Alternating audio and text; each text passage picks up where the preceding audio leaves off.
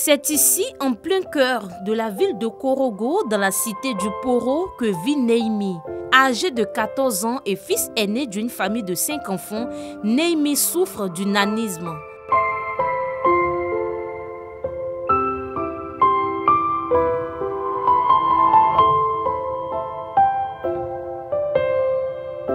On va travailler un peu, Néimi.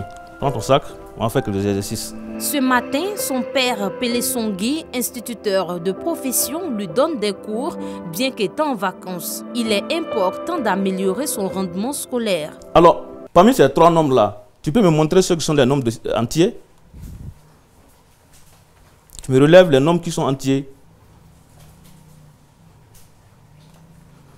Lis-les.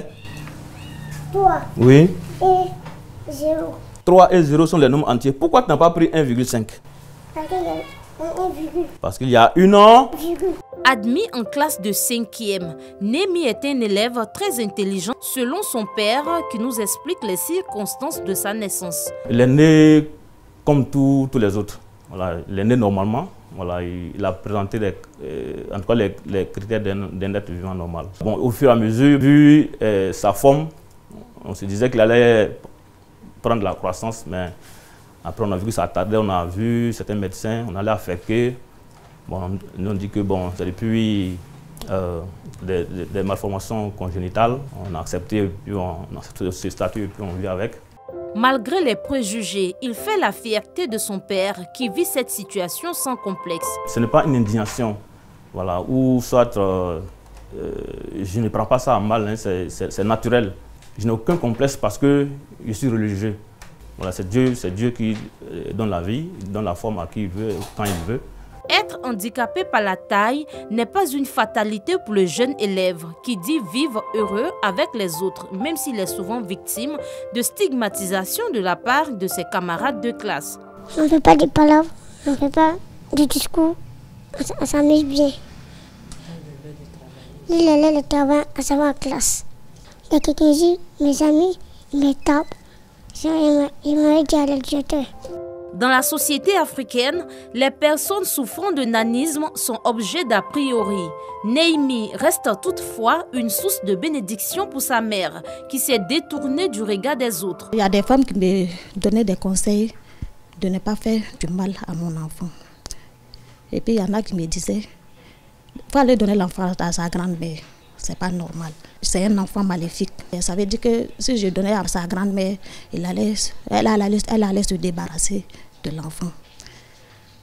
J'ai dit, c'est Dieu qui a donné. J'ai laissé ça comme ça. Je l'ai aimé comme ça, c'est Dieu qui m'a donné. C'est mon fils, je ne vais pas le jeter. C'est mon fils. Pour sa famille et ses amis, Néimi, malgré sa taille, mérite respect et considération.